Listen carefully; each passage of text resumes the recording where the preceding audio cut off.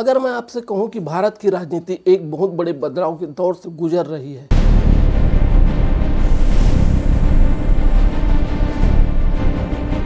एक समय था जब नेशनल पार्टियां हर राज्य में डोमिनेट करती थी, लेकिन अब तस्वीर बदल रही है। पहले चुनाव में बड़े बड़े नेशनल मुद्दे डोमिनेट करते थे, जैसे सुरक्षा, राष्ट्रवाद या बड़े इकोनॉमिक रिफॉर्म। रोजगार मिलना मुश्किल है भाई, नौकरी नहीं है। हाँ, हर कोई परेशान है। बच्चों का क्या होगा? लेकिन अब लोग पूछ रहे हैं, मेरे शहर में सड़क कैसी है, मेरे राज्य में जॉब रोजगार क्यों नहीं, मेरे बच्चों का एजुकेशन शिक्षा क्या हाल है। और यहाँ रीजनल पार्टियां बाजी मार जाती है। My dear people, thank you for coming. We are here to build an economy for a reason. Together we work selfless and voice the word. क्योंकि वो सीधे ग्राउंड रियलिटी, जमीनी हकीकत की बात करती हैं। भारत सिर्फ एक देश नहीं बल्कि कई भाषाओं, संस्कृतियों और परंपराओं का मिश्रण।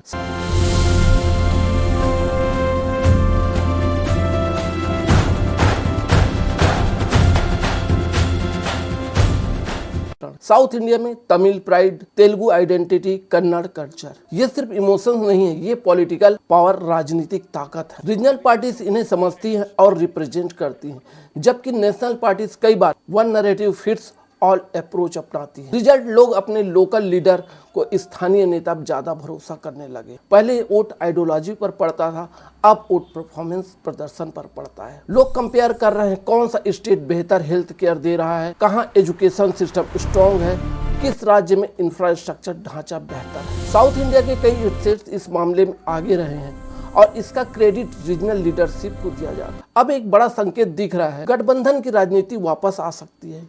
इंडिया फिर से उस दौर में जा सकता है जहां कोई एक पार्टी अकेले सरकार ना बना पाए। ऐसे में रीजनल पार्टीज किंग मेकर बन सकती हैं, छोटी पार्टियां पावर होल्डर बन सकती है। 1990 में भी ऐसा हुआ था और अब संकेत फिर से दिख रहे हैं। इसका मतलब क्या है? दिल्ली की कुर्सी अब सिर्फ एक पार्टी तय नहीं करेगी, बल्कि कई राज्यों की ताकत मिलकर तय करेगी। एक और बड़ा फैक्टर है, केंद्र सरकार अपनी पावर बढ़ा रही है और राज्य अपनी ऑटोनॉमी, स्वायत्तता बचाना चाहते हैं। साउथ इंडिया के लीडर्स खुलकर स्टेट राइट्स की बात कर रहे हैं। ये लड़ाई सिर्फ पॉलिटिक्स नहीं है, बल्कि पावर कहाँ रहेगी इस सवाल की है। आज का वोटर बदल चुका है, उसे बड़े प्रॉमिस नहीं, रियल रिजल्ट चाहिए। और यही वजह है कि रीजनल पार्टीज अब सिर्फ स्टेट लेवल प्लेयर नहीं रही,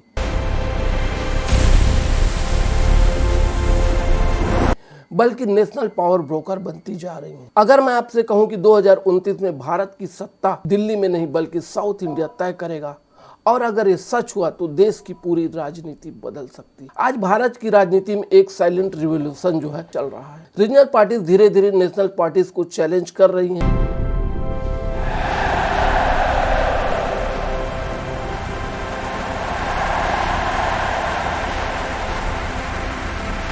पहले चुनाव नेशनल मुद्दों पर लड़ जाते थे, लेकिन अब लोग पूछ रहे हैं, मेरे स्टेट में डेवलपमेंट, विकास कहाँ है।